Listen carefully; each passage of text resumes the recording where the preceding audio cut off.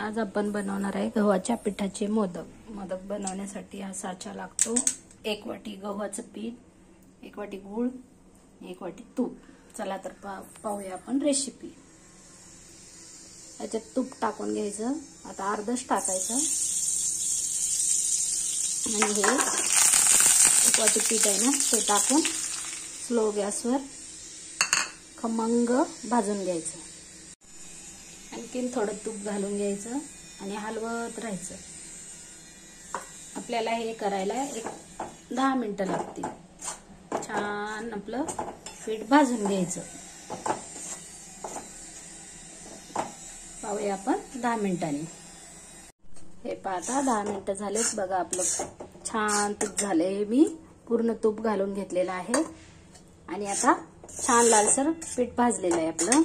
त्याच्यात आपण 10 असे बदाम पण बारीक करून मिक्सरला मोठं बारीक करून याच्यात टाकू शकतो. छान टेस्ट येते. गव्हाच्या पिठाचे मोदक माझे आवडल्यास व्हिडिओला लाईक करा, शेअर करा, सबस्क्राईब करा.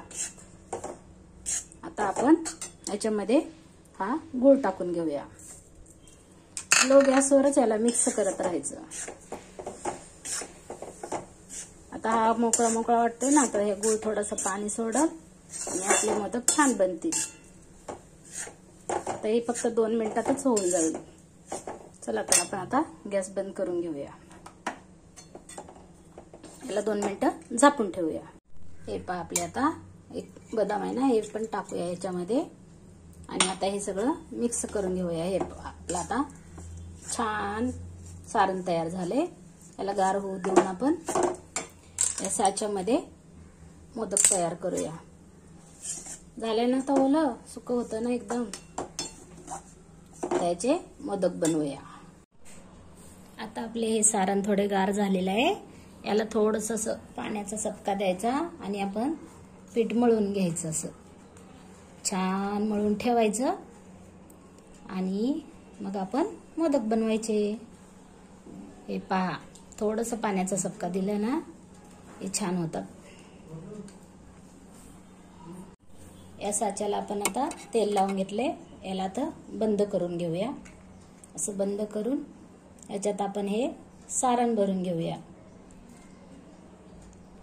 सारण भरून चांगलं असं दाबून भरून घ्यायचं म्हणजे आपला मोदक छान जमेल. गणपती बाप्पा आहे ना आपल्याकडे आज, म्हणून गणपती बाप्पाचा आवडीचा नैवेद्य मोदक बनवत आहे. हे पहा मस्त भरून घेतलं. आता आपण याला ना उघडून घेऊया आणि आपला तयार आहे मोदक.